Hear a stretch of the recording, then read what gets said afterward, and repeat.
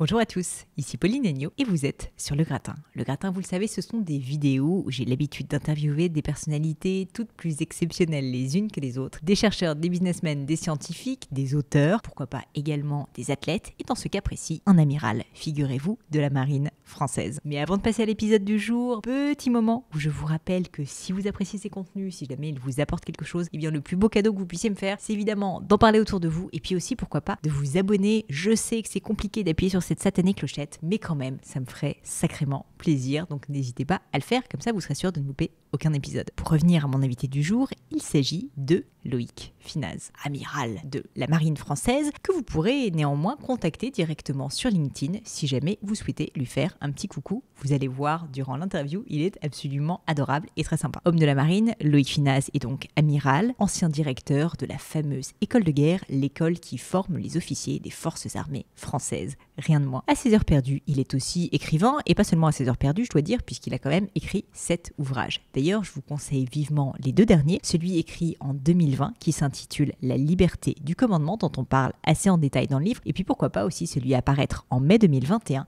qui s'appelle La houle s'en allait au levant. Je vous mets tout ça en tout cas juste là dans les notes de l'épisode. Je vous préviens, chers amis, je me frotte les mains. Cet épisode est une vraie pépite. On a parlé de courage, de leadership, d'héroïsme, d'exigence, d'authenticité, de bienveillance, mais aussi de sous-marins nucléaires, de foi chrétienne et de ce satané principe de précaution. Écoutez l'épisode jusqu'au bout, je vous en prie, et armez-vous surtout d'un carnet de notes parce que Loïc nous livre dans cet épisode des mots d'une grande sagesse qui, je suis sûre, toucheront de nombreux d'entre vous. Mais je ne vous en dis pas plus et laisse place à ma conversation avec l'amiral Loïc Finaz.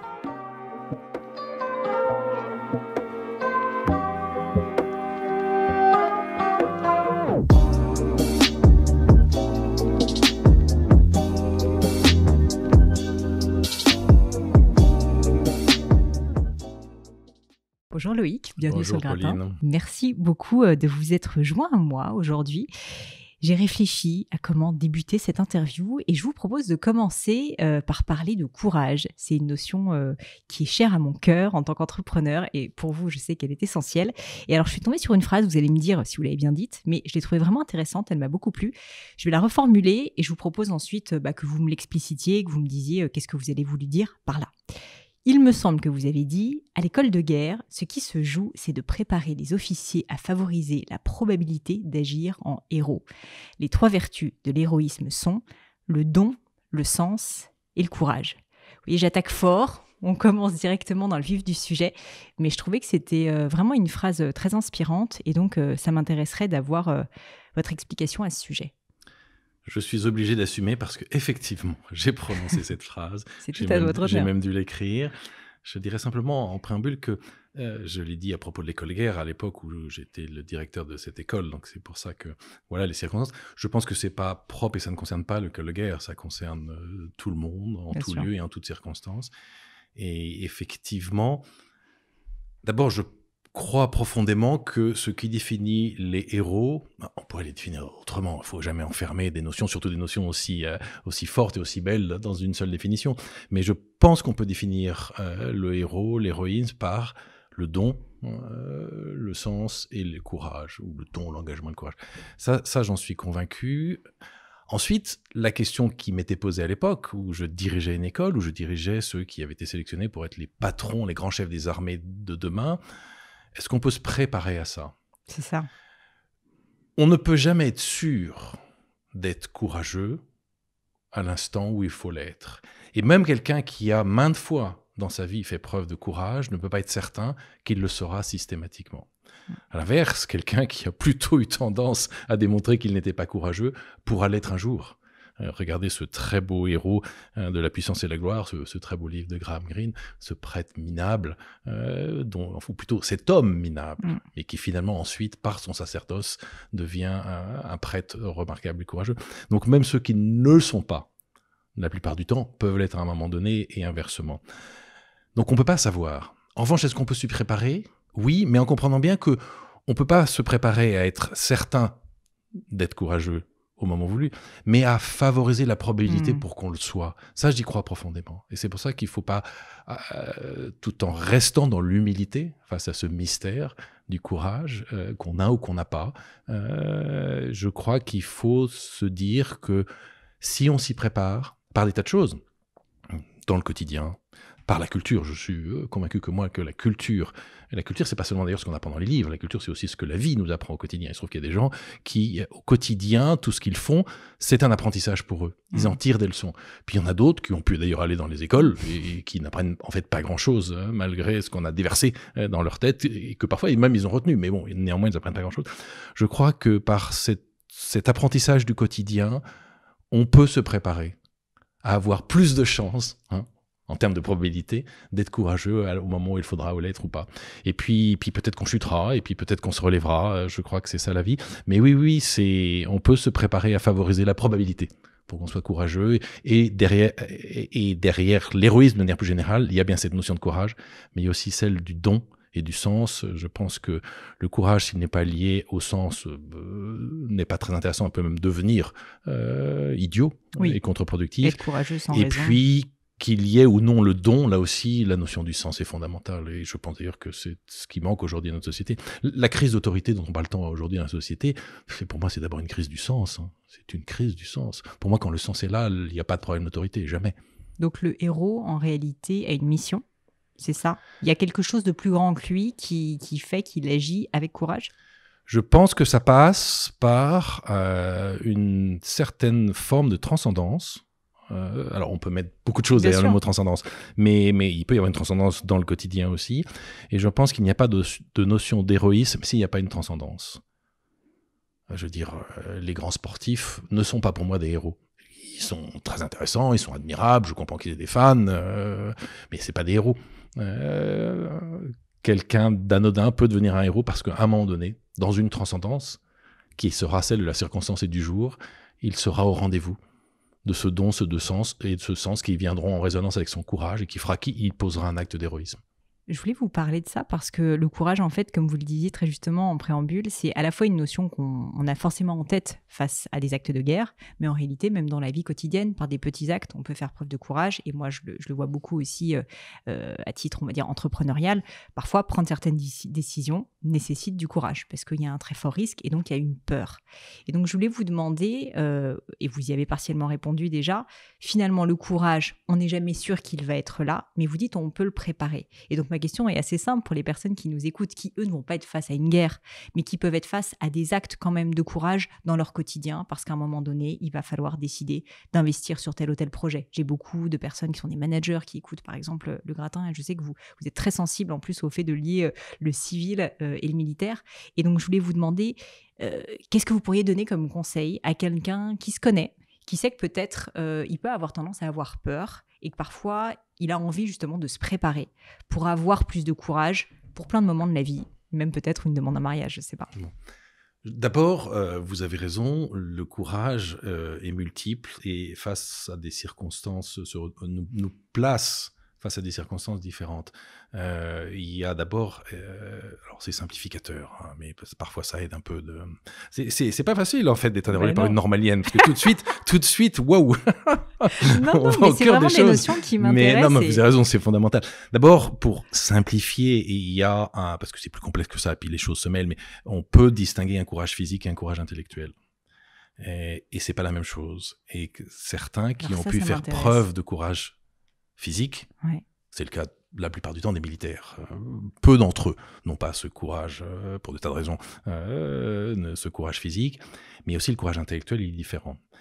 Et d'ailleurs, il est assez intéressant de voir que des gens qui ont été très courageux physiquement ne sont pas courageux intellectuellement. Vous avez des hommes, ça peut exister chez les militaires, qui, lorsqu'ils étaient des jeunes officiers, ont été très courageux, puis lorsqu'ils sont devenus des grands chefs, là où les balles ne sifflent plus autour d'eux, mais où leur courage est d'un autre ordre, ne sont pas au rendez-vous. Donc, ça, c'est la première chose que je pourrais dire. Et puis, ensuite, mais je fais simplement, je rebondis sur ce que vous avez dit, il y a aussi les grands actes, et il y a le quotidien. Et parfois, le quotidien, et dans la routine du quotidien, dans des tâches qui n'apparaissent pas forcément comme très nobles, très belles ou je sais pas quoi, en fait, il y a un vrai besoin de courage pour constamment les relancer. Et enfin, pour répondre à votre question sur est-ce qu'on peut s'y préparer, oui, on peut s'y préparer par au moins deux raisons, par au moins deux façons, pardon. La première, c'est justement dans la répétition quotidienne de ces petits actes de courage, à mon avis, on se renforce. Et puis, il y a une autre façon de s'y préparer, c'est de ne pas craindre l'échec. Et là, derrière ça, il y a beaucoup de choses. Je fais partie de ceux qui pensent qu'il ne faut jamais craindre l'échec, parce que c'est pas grave, l'échec. Même à la guerre? Alors, à la guerre, surtout lorsqu'on a la responsabilité d'hommes et de femmes qu'on vous a confiés, l'échec, il se paye très cher, puisqu'il se paye par la mort que vous recevez ou que les hommes et les femmes qu'on vous a confiés reçoivent. Et donc, c'est un cas très, très particulier. Mais mettons-le de côté pour l'instant. Disons que c'est une exception, en fait, et c'est vrai qu'il ne faut pas finalement tirer des conclusions et avoir peur de l'échec. Je pense que c'est l'une des, il y en a probablement d'autres, mais l'une des très rares exceptions. Mais en dehors de ces quelques exceptions, et qui procèdent de circonstances particulières, il ne faut pas craindre l'échec.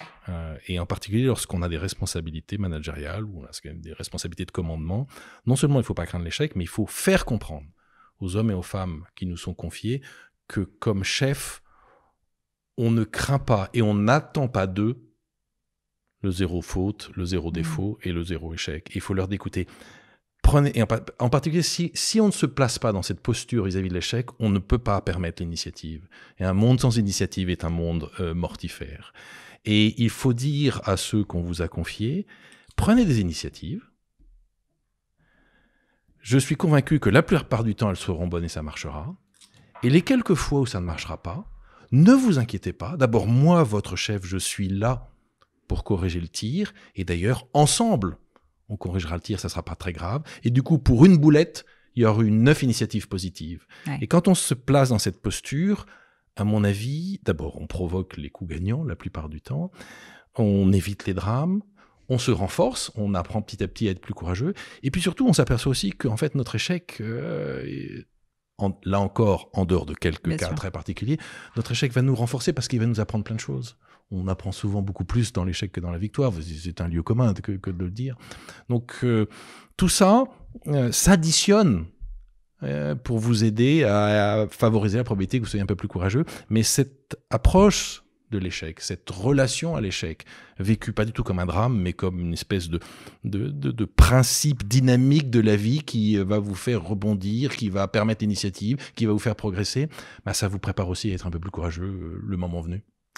J'ai 1000 questions. Parce qu'en fait, ce que vous dites, je trouve, est très intéressant parce qu'en fait, vous nous expliquez que le rôle du commandement, si je comprends bien, c'est de faire voir justement que l'échec sera là, en tout cas, qu'il est là aussi pour faire apprendre et donc finalement donner une confiance aux collaborateurs avec lesquels vous avez travaillé, qu'on soit dans un milieu militaire ou pas. Et donc sincèrement, moi, je le perçois quelque chose de très intéressant aussi pour le monde de l'entreprise. Et la raison pour laquelle je suis très intéressée, c'est que je constate que peu de leaders, peu de managers, peu de commandeurs peut-être, je ne sais pas, en fait, ont cette approche d'une sorte d'authenticité dès le départ, de dire on sait que l'échec sera là, donc on veut favoriser l'initiative, ne faites pas n'importe quoi, mais il sera là et donc allez-y. Et donc je voulais vous demander, vous en tant que plus que dirigeant, je ne sais pas comment on peut appeler ça pour des civils, mais une personne décisionnaire d'autorité face à des enjeux aussi importants que ceux de l'armée, est-ce que vous avez aussi cette approche humaine de dire à vos, je ne sais pas si on dit des N-1, mais les personnes avec lesquelles les gens de l'armée vont me hurler dessus. Non, c'est pas grave. Même les militaires vont comprendre le N-1. J'ai prévenu tout le monde en introduction, en tout cas, que je ne connaissais rien au monde de l'armée, et c'est une grave erreur. D'ailleurs, je pense qu'on devrait apprendre plus ça à l'école, mais bref, fermeture de parenthèse. Donc, est-ce que vous dites concrètement, pour qu'on soit très concret, à vos collaborateurs,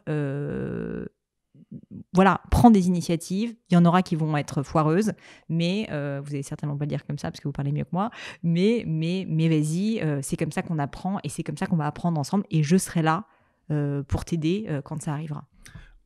Moi, je l'ai fait toute ma vie de dirigeant et je pense qu'un patron qui n'est pas dans cette posture est un mauvais patron. Mais cette question que vous posez pose une question cruciale partout, peut-être encore plus en France. Dans notre c'est la question de notre système de sélection de nos dirigeants. Je crois qu'on ne naît pas chef. On n'est pas égaux face à ça. Je ne suis pas en train de dire que c'est pareil pour tout le monde, c'est faux. On n'est pas égaux. Mais qu'on soit talentueux ou non pour ses responsabilités de patron, on ne naît pas chef. On le devient, et on le devient par un parcours initiatique. Et ce parcours initiatique, il repose sur 2 piliers fondamentaux, la formation et la sélection. Et ça dure toute notre vie.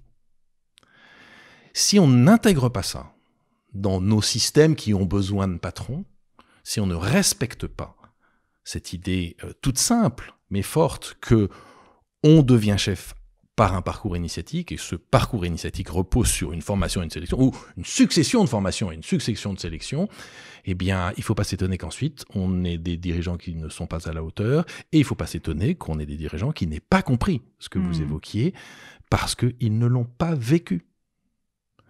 Et cette idée du chef qui a simplement une intelligence, ce qu'on pourrait discuter d'ailleurs, mais à peu près bien câblé, et qui a suivi un parcours de formation scolaire particulier, qui ensuite s'est trouvé dans des cercles et des cénacles, voire des lobbies, pour ne même pas dire des loges, et qui ont procédé à sa sélection.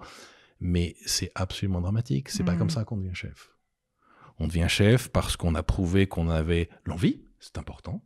Je veux dire, c'est une responsabilité extrêmement belle de diriger les autres, pour une raison bien simple. C'est que c'est pas la seule, mais c'est l'une des plus belles façons de servir les autres que d'être leur chef. Et ça doit procéder déjà d'une envie noble. Mais d'être le chef, pas pour être le chef, pas pour avoir une grosse bagnole, ni même un gros salaire, mais simplement parce que d'abord, fondamentalement, on est un homme ou une femme qui se dit « je veux servir les autres ». Et moi, j'ai l'intuition que je saurais bien les servir en étant leur chef. Donc déjà, cette envie-là, elle est fondamentale. Cette vision d'abord, mais accompagnée de cette envie-là. Et puis ensuite, ce parcours initiatique qui est une succession de sélections et de formations où on prouve qu'on est justement à la hauteur des responsabilités qu'on va nous donner, et pas d'ailleurs des responsabilités qu'on a assumées jusque-là. Ça, c'est un autre travers, sous le prétexte que vous êtes bon à l'étage N, on veut vous propulser à l'étage N+1, mais c'est complètement débile. Oui, puis tout le on monde propulse pas pas quelqu'un à l'étage N+1 parce qu'il a été bon à l'étage N.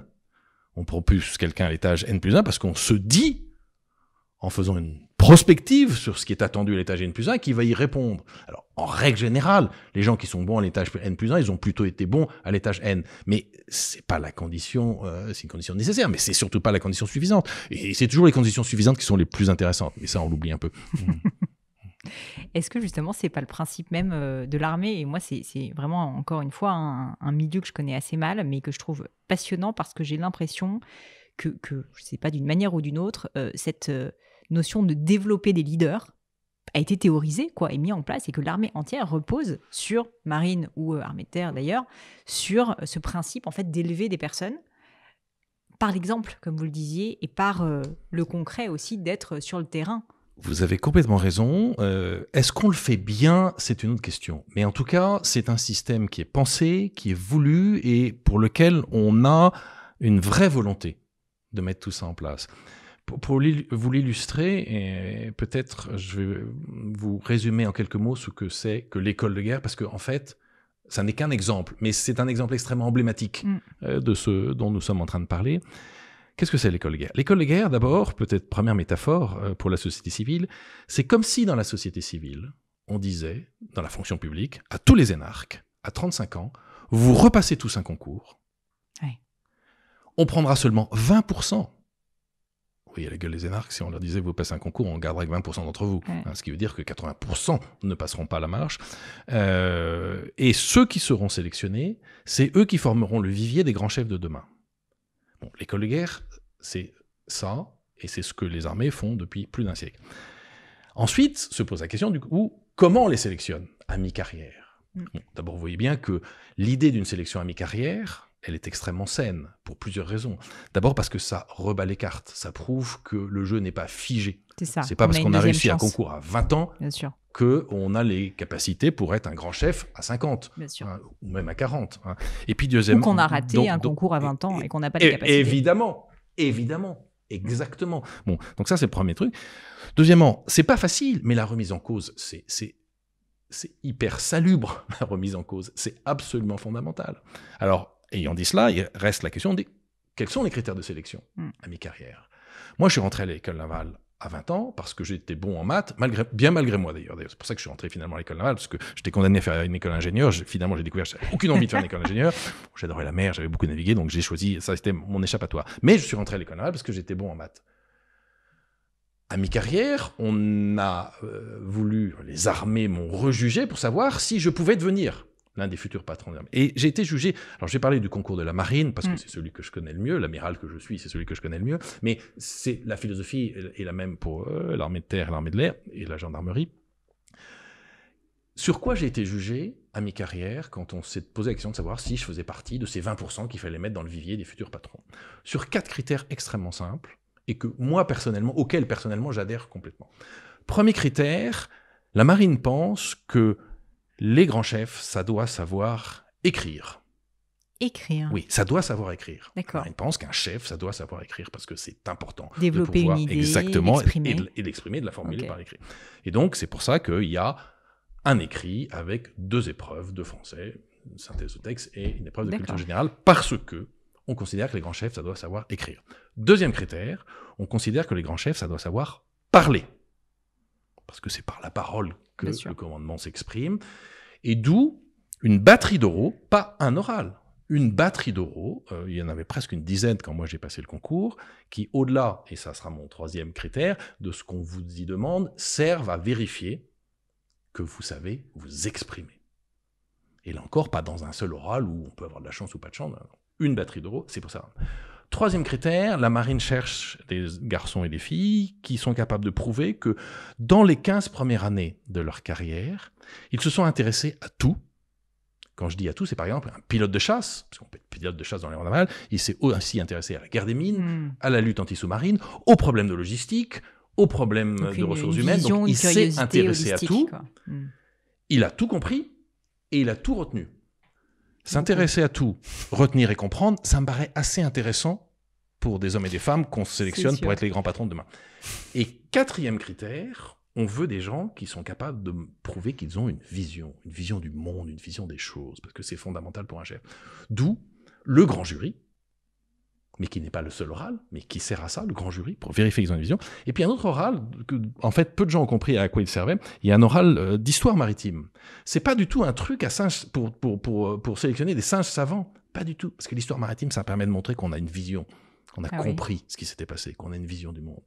Et donc, savoir parler, savoir écrire, avoir eu la curiosité de s'intéresser à tout, avoir tout compris et avoir retenu, et avoir une vision du monde, moi je trouve quand même que c'est 4 critères assez pertinents pour sélectionner les patrons de demain. C'est sûr.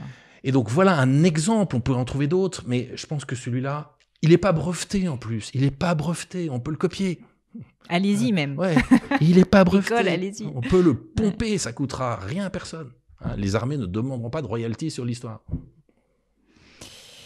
Ça paraît à la fois évident et en même temps, quand on réfléchit à ce que vous disiez, c'est-à-dire le fait que assez peu finalement de personnes se remettent en cause après 10-15 ans de carrière. C'est-à-dire que très souvent, on a sa vie toute tracée.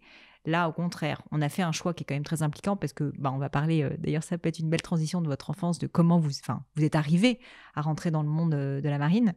Mais au final, c'est tellement impliquant comme choix, on se dit là, on rebat les cartes. Et j'adore cette idée de dire que la vie n'est pas figée et qu'à un moment donné, en fait, on peut donner une 2e chance. Parce que, exactement, j'ai parlé de ceux pour qui tout s'était bien passé, qu'on continue à sélectionner, mais le concours de l'école de guerre, dans la marine, qui est un petit peu en avance sur les autres armées, mais je ne doute pas qu'elles vont suivre, dans la marine, il n'y a aucune barrière, donc tout le monde peut passer, tous les officiers peuvent passer le concours d'école de guerre, quelle que soit la porte qu'ils ont empruntée quand ils sont rentrés dans la marine. Donc même s'ils sont rentrés dans la marine comme simples matelots ou comme sous-officiers, mais on ne dit pas sous-officier dans la marine, on dit officier marinier, ce qui est beaucoup plus joli. Alors ça, je sais qu'il y a beaucoup des termes... beaucoup plus porteur. Sous-officier, j'ai un peu de mal avec ce terme, mais bon. Donc on dit officier marinier, quel que soit, ou comme officier, mais sans être passé par l'école navale. Tout le monde peut passer le concours de l'école de guerre. Il est interdit à personne. Et pourquoi on fait ça ? Parce qu'on sait très bien qu'il y a des gens qui n'avaient pas franchi, j'aime pas beaucoup cette notion, mais tout le monde au moins la comprend, n'avaient pas franchi la grande porte pour entrer dans la marine et sont tout aussi, voire plus intéressants que ceux qui sont rentrés à l'école navale. Et ça, c'est fondamental. Et d'ailleurs, chaque année, vous avez des officiers qui jusque-là avaient très bien marché, ratent le concours de l'école de guerre. Généralement, quand on creuse, on dit « Ah bah oui, sur au moins l'un des critères qui sont importants, il n'est pas au rendez-vous. » Et à l'inverse, des gens qui, jusque-là, n'avaient pas forcément été repérés, ont la chance de montrer qu'ils ont le potentiel pour faire partie des patrons de demain. Et ça me paraît fondamental. Et ça me paraît tellement fondamental que pour moi, c'est pas une leçon simplement pour les armées, c'est une leçon pour la société dans son ensemble. Quand on voit le système des écoles, évidemment, actuelles, et notamment avec concours, et moi-même, vous l'avez dit, je suis rentrée dans le moule, je l'ai fait. Il se trouve que j'ai eu la chance de les réussir, ces concours, donc je suis plutôt du bon côté de la barrière. Mais je vois tellement de personnes qui étaient bien plus brillants que moi, qui, parce qu'ils étaient fatigués ce jour-là, qui, parce que c'était pas le bon sujet qui est tombé, ont raté le concours, parfois 2 fois de suite, qui, franchement, ça se joue à une place près, on ne sait pas pourquoi certains sont pris ou pas, et en fait, la vie change entièrement.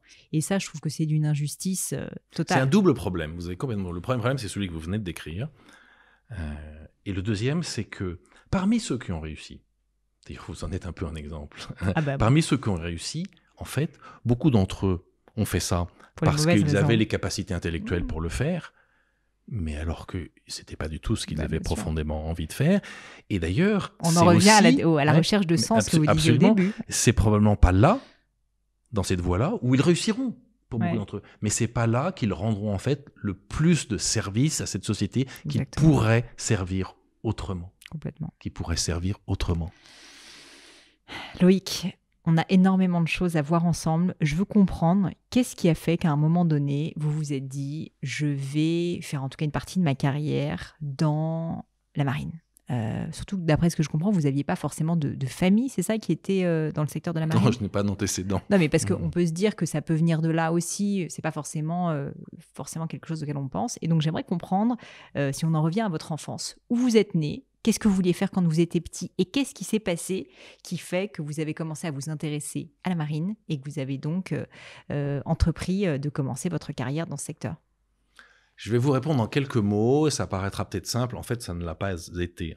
En tout cas, il y a un moment de ma vie où ça ne l'a pas été, mais je bénis le ciel pour cela, parce que c'est ça qui a fait que je suis rentré dans la marine, je n'étais pas programmé pour ça. Vous n'êtes pas né pour devenir amiral? Non, pas du tout, pas du tout. J'ai eu une enfance très facile et très heureuse, au pied des Alpes, dans une famille unie, aimante, et n'ayant pas de gros problèmes. J'ai perdu une petite sœur, mais ça, ce sont les malheurs éventuels de la vie. Mais c'est arrivé dans une famille qui était unie, chrétienne, et qui n'a pas été détruite par ça. Mais donc, en dehors de ce malheur dans mon enfance, non, j'ai vraiment eu une enfance facile, heureuse. Et puis il se trouve, je l'ai déjà évoqué, que j'étais bien malgré moi, enfin en tout cas je cherchais pas du tout à l'être, j'étais un bon élève, sans ouvrir un livre et sans apprendre une leçon. Et donc tout le monde avait décrété, ce qui est totalement débile, mais quand je dis tout le monde, c'est ma famille, mes parents, mais les professeurs aussi, tout le monde avait décrété depuis que j'avais, je crois, 10 ans, vous savez voilà, à quel point c'est débile, que je ferais l'X. Ah oui. Tout le monde avait mis sur mes épaules un destin de polytechnicien. Truc totalement débile. Ouais. Et puis c'est vrai que, d'ailleurs, j'ai longtemps considéré, quand je suis rentré en prépa, j'ai considéré que le grand malheur de ma vie, c'était d'être bon en maths malgré moi. Et donc, et comme ayant cette vie facile, sans problème, et étant un garçon, je me posais pas beaucoup de questions. Les mecs, on se pose pas beaucoup de questions, on n'est pas toujours très malin, donc on réfléchit pas beaucoup, surtout quand tout est simple. Et donc je me suis réveillé un beau jour en prépa, j'étais à Stan, à Paris, et je m'en souviens comme si c'était hier de mon premier jour en maths sup à Stan, et là j'ai découvert 2 choses, mais instantanément. 1, je n'avais aucune envie de faire une école d'ingénieur. Et 2, mes études avaient été tellement faciles pour moi jusque-là, c'est que non seulement elles ne m'avaient pas appris à travailler, c'est dommage, c'est le seul truc des études, en tout cas avant notre bac, à mon avis, le seul truc à quoi ça doit servir, les études, c'est de nous apprendre à travailler. Moi, non seulement ça ne m'avait pas appris à travailler, mais même ça m'avait appris à ne pas travailler. Et là, j'ai vite compris que non, je rentrerai probablement jamais à l'X. Et puis comme j'avais pas... alors, premier problème, aiguillé dans un endroit qui n'était pas forcément celui où je voulais aller. Et deuxième problème, on ne m'avait pas appris, et en particulier à cause aussi de la facilité de ma vie jusque-là, j'avais pas appris à réfléchir par moi-même, à me poser des questions, et en particulier me poser cette question toute simple, c'est de quoi ai-je envie? Et donc, j'étais une espèce de balouf de 18 ans, à peine, qui se retrouvait en prépa, ayant compris qu'il n'avait pas envie d'aller dans une école d'ingénieur, que l'X, il y avait peu de chances qu'il arrive à y rentrer, mais qui n'avait pas d'envie. Et donc, j'ai zoné, j'ai végété en prépa un certain temps. Ça aurait pu très mal se terminer, d'ailleurs, mais je crois que j'ai une bonne étoile et que je suis un garçon chanceux. Enfin, ça, je crois pas, je suis sûr que je suis très chanceux. Et j'ai fini par me dire, mais je vous le raconte en 2 minutes, peut-être même d'ailleurs que c'est un peu trop long ma façon de le raconter, mais non, ça a duré beaucoup plus de temps. J'ai fini par me dire que la résolution de cette équation, de ce piège dans lequel j'étais tombé, c'était d'aller à l'école navale. D'abord parce que c'était pas l'X, mais c'était une école d'ingénieurs prestigieuse et tout le monde serait content. Elle avait d'autres choses que l'X n'a pas. Et puis de mon côté à moi, en fait, j'avais fait beaucoup de voile, j'adorais la mer, et j'ai fait ce pari que naviguer m'intéresserait. Et donc j'ai choisi une école navale pour ça, mais terrorisé à l'idée de devenir militaire. Oui, c'est ça, parce que vous n'y connaissiez rien à l'époque. Terrorisé. Je ne veux pas être très élégant, j'espère que vous ne voudrez pas, puis sinon vous couperez, c'est pas bien. Mais les 3 premiers jours à l'école navale, j'ai eu la colique tellement j'avais peur à l'idée de devenir militaire. Mais je faisais ce pari que j'allais être heureux en devenant marin, qui était un pari à peine plus moyen terme. Je considérais que j'allais là, que j'allais naviguer pendant 10 ans. Et puis au bout de 10 ans, tel le fils prodigue, je quitterai la marine, j'irai faire l'INSEAD ou l'ISA, ça s'appelait l'ISA à l'époque, l'exécutif MBA d'HEC. Et puis tel le fils prodigue, je reviendrai dans le monde des affaires. Je suis fils, petit-fils, arrière-petit-fils d'entrepreneur, donc c'est ça le modèle familial. Donc je m'étais dit que je ferais ça. Je vis, du coup, j'arrive à l'école navale, en dehors des 3 premiers jours pas très glorieux que je viens de vous raconter, finalement très vite ça se passe très bien, j'adore ça, je fais de la voile tout le temps, je pilote des avions, je viens plongeur, je suis avec des potes qui deviennent des amis à vie, et donc pour moi c'est l'école navale et la Jeanne d'Arc, c'est 3 ans de grandes vacances. Et d'aventure. J'espère que les bordaches aujourd'hui n'écoutent pas un vieil amiral raconter ça, mais moi j'assume, ça a été vraiment 3 ans de grandes vacances. Dans une insouciance totale, je me projetais absolument pas dans cette vie professionnelle après. Je faisais un pari en disant que ça allait me plaire. Effectivement, déjà, les 3 années de grandes vacances, j'ai trouvé ça top.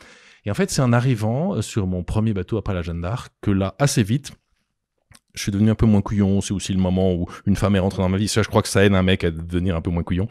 Et en fait, assez vite, je me suis dit, mais j'ai vraiment de la chance. J'ai une bonne étoile parce que cette vie est merveilleuse.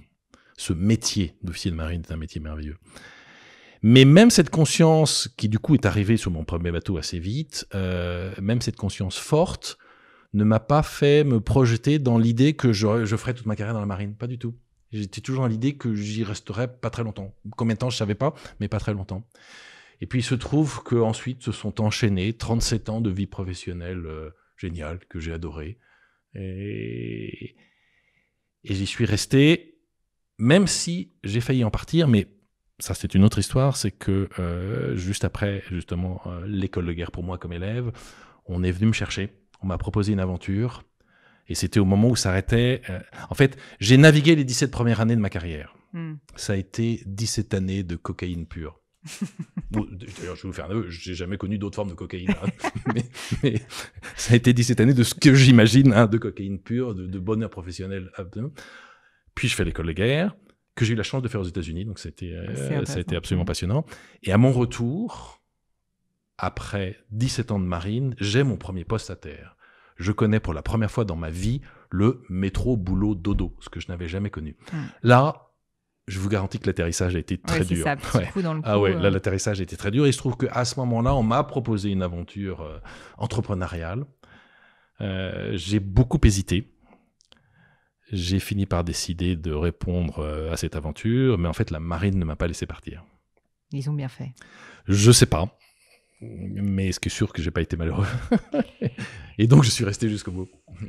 Vous me dites, ces 17 premières années ont été comme un espèce de... Donc, une navigation, on va dire, mais aussi un road trip de cocaïne. Et en fait, on sent surtout que vous en parlez, mais avec une joie, franchement, qui fait plaisir. J'espère que tout le monde va voir cette vidéo et on l'entend aussi dans votre voix. Qu'est-ce qui vous a autant plu ? Qu'est-ce qui fait que vous vous sentiez aussi épanoui ? C'est les valeurs, c'est le fait d'être en mer. Enfin, vous étiez physiquement en mer, en fait, pendant ces 17 premières années ? Alors... Parce que pour les personnes qui ne connaissent pas du tout, je suis désolée de vous interrompre, c'est quand même assez mystérieux. Mais c'est un cocktail que dont vous avez déjà évoqué quasiment toutes les composantes. Première chose, Je suis un être simple. Quand j'ai les pieds sur l'eau, je suis heureux. Donc, la première réponse à votre question, c'est la mer. Je suis un homme heureux lorsqu'il est en mer. J'aime ça. Pour s'engager dans la marine quand même, sans surprise, il faut aimer la mer. En plus, il se trouve que moi, c'était la motivation à 99,9% de mon engagement à l'école navale. Donc, naviguer, vivre en mer, j'aime ça. Donc ça, c'est le premier élément. Et c'est le pari que j'avais fait. Et il était gagnant. Ce que j'ai découvert et que je ne savais pas, et qui nourrit beaucoup d'ailleurs aujourd'hui ma réflexion sur le commandement, sur les problématiques de vocation. J'ai été pendant mes 37 années d'officier de marine, quasiment tout le temps un dirigeant. De petits bateaux, puis de bateaux de taille moyenne, puis de grands bateaux, et puis j'ai dirigé ensuite 5 entités totalement différentes quand j'étais à terre. Donc j'ai passé ma vie à être un dirigeant. Je parle même pas des quelques moments où j'étais juste chef de service, où de toute façon déjà on est dirigeant. Mais donc j'ai dirigé des hommes et des femmes toute ma vie. Je ne sais pas si j'étais bon ou mauvais, j'en sais rien, et peut-être d'ailleurs il faut pour moi mieux pas que je me pose la question, mais ce qui est sûr, donc c'est ce que j'ai été. Très honnêtement, avant cela, je n'avais jamais éprouvé de vocation pour ce métier de dirigeant. Mais il est venu complètement naturellement. En fait, très très vite, j'ai compris, dès mon premier bateau, que nos responsabilités de patron, et ce que je vais le dire en mots maritimes, mais ça concerne tout le monde, s'inscrivent dans ce que j'appelle les points cardinaux des chefs. Donc la mission, le sens, c'est des mots qu'on a déjà employés, les circonstances et les hommes. Et en fait, ces 4 points cardinaux du chef, la mission, le sens, les circonstances et les hommes, j'ai découvert à 22 ans, quittant l'école navale, que je m'y inscrivais naturellement. Et que ces 4 points cardinaux devenaient complètement naturellement ma géographie personnelle. Et en fait, je pense que c'est ça la vocation. La vocation, c'est l'inscription dans des points cardinaux qui deviennent votre géographie personnelle. Alors certains peuvent en avoir l'intuition dès l'âge de 5 ans, 10 ans ou 15 ans, parce qu'influencés par leur entourage, ils disent « Tiens, j'ai envie d'être officier de marine, pompier ou médecin, architecte ». D'autres ne l'ont pas compris parce qu'ils ne l'ont pas ressenti, puisqu'ils n'ont pas encore été confrontés à cette géographie particulière. Et puis un jour, ils y sont confrontés. Et lorsqu'il y a adéquation, résonance, je ne sais pas quel mot il faut utiliser, entre ces points cardinaux et votre géographie personnelle, à mon avis, ça s'appelle la vocation. Et donc je pense que j'avais une vocation forte, mais simplement elle est née à 20 ans. Elle est née avec les responsabilités. Et donc ça, c'est le deuxième point très clairement de grand bonheur de ma vie d'officier de marine. C'est, et ce que j'évoquais tout à l'heure, cette responsabilité des hommes et des femmes qu'on vous confie, dont vous êtes le commandant, et c'est l'une des plus belles façons de les servir. Et ça aussi, j'ai adoré ça. Oui, un alignement total, tout simplement, avec qui vous étiez. Et puis vous rajoutez à ça un troisième élément, c'est que c'est quand même une aventure assez rigolote. Lorsque vous passez des longs mois en mer, dans un sous-marin, pour pister des sous-marins soviétiques, c'est quand même plus rigolo que de faire du contrôle de gestion. J'ai rien contre ceux qui font du contrôle de gestion, et on a besoin d'eux, mais c'est quand même plus rigolo. En plus, j'ai eu la chance d'être d'une génération qui a connu la fin de la guerre froide. Il se passait des trucs sympas. Qui, en tout cas sur mer, il s'est passé des tas de trucs sous l'eau. Alors justement, on raconte pas beaucoup. Mais on les raconte pas beaucoup, mais quand même. Je ne sais pas si vous avez lu Octobre Rouge. Comment ? Octobre Rouge, bien sûr. Alors, je dis bien lire le livre, parce que le film... Non, j'ai vu le film. Il y a un jeu vidéo aussi. Oui, alors, lisez le livre, qui est absolument remarquable. Et en plus, c'est exactement la vie qu'un certain nombre de marins comme moi ont connue pendant un certain nombre d'années. Mais d'ailleurs, ce n'est pas complètement fini. Il se passe plein de choses sous l'eau. Alors, Loïc, je suis obligée quand même de vous poser la question, parce que très honnêtement, quand j'ai dit encore aujourd'hui à mon entreprise, je vais interviewer un amiral. Alors, tout le monde était vraiment très impressionné. Ils m'ont dit, mais au final, et je ne veux pas du tout que vous vexiez, finalement, c'est quoi le métier de marin aujourd'hui ? C'est quoi ? Et je dis ça avec évidemment un immense respect, mais ce que je veux dire, c'est finalement, qu'est-ce que vous faites ? Qu'est-ce que vous faites ? Parce que nous, en tant que civils qui ne connaissons rien au monde de l'armée, on voit bien qu'il y a des enjeux géopolitiques importants, mais on ne sait pas concrètement la vraie vie, à quoi elle ressemble. Et donc là, vous me parlez de sous-marins, vous me faites rêver. Qu'est-ce que vous pourriez me raconter qui soit dissible ici, de la vie, en fait, pas forcément encore d'un amiral à ce stade, mais d'un officier dans la marine ? Qu'est-ce qu'il fait concrètement ? Quels sont ses enjeux ? Quelles sont ses missions ? Alors d'abord, j'ai fait un peu de pub, mais après je réponds Mais un peu c'est le moment. Lisez La liberté du commandement, ce livre que j'ai écrit, qui est sorti l'été dernier, où je parle de mes credos justement d'homme de commandement et où du coup je raconte quelques événements de ma vie. Et puis lisez plus encore un roman qui va sortir au mois de mai, qui sera donc mon 7e livre, qui s'appelle La houle s'en allait au levant, qui est justement la partie romanesque et poétique de cette vie d'officier de marine. Mais je vais quand même pas me défiler, et puisque j'ai la chance d'être en face de vous, je vais vous répondre. Et je vais essayer de répondre de manière très concrète. Première chose que fait un marin de la marine nationale, c'est que ça s'appelle l'action de l'État en mer. Alors ça, c'est pas très poétique. C'est quoi derrière? Il s'assure que sur la mer, tout se passe bien. Ça veut dire quoi? Au moins deux choses. D'abord, et les gens ne le savent pas, 85 à 90% de ce que nous consommons, de ce que nous utilisons dans notre vie quotidienne est passé par la mer. 85% de ce que la ville de Lyon consomme, utilise, est passé par la mer. Alors, ça pourra faire un autre débat. En plus, ça vient, hélas, pas de Marseille, ça vient de Rotterdam. Donc, on pourrait se poser des questions. Mais ça, c'est un autre sujet. Donc, tout la consommation des hommes, le commerce, l'échange des hommes, à 85%, ça passe par la mer. Il y a même des domaines où ça va beaucoup plus loin. 99% des échanges Internet entre les continents passent sous la mer. Ouais, c'est fou. Tout le monde croit que ça passe par les satellites, mais pas du tout. C'est incroyable. Pas du tout. Pas du tout. Ça passe dans des câbles sous-marins. Donc sur la mer, il y a l'ossature, il y a la vie, les flux de ce qui permet notre vie quotidienne, à nous tous, toute l'humanité. Bon, vous imaginez bien que tout ça, ça demande d'être un peu régulé, un peu surveillé, un peu protégé, et parfois même beaucoup. Donc ça, le premier rôle d'un marin, c'est de s'assurer que tout ça, ça se passe bien. C'est la première chose.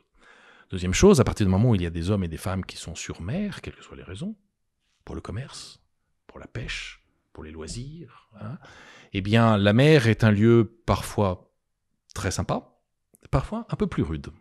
Et donc, il faut très souvent se mettre au service de ces gens-là pour les sauver. Et quand vous avez un pêcheur qui est en détresse, quelle que soit la raison, soit parce que son bateau est en train de couler, soit parce qu'à bord du chalutier, il y a l'un des pêcheurs qui a un problème médical, crise cardiaque ou n'importe quoi, ou qui s'est coupé un bras, et qu'il faut l'évacuer, ce bateau-là, il lui faut 24, 48 ou 70 heures pour rentrer. Oui. Okay. Eh bien, il faut bien qu'il y ait des gens qui puissent aller les chercher. Il n'y a pas de taxi en mer. Et il faut des frégates et des hélicoptères de la marine pour aller chercher ces gens-là. Et puis en plus, comme toujours, lorsque ces problèmes arrivent, c'est jamais par calme plat. Donc c'est compliqué.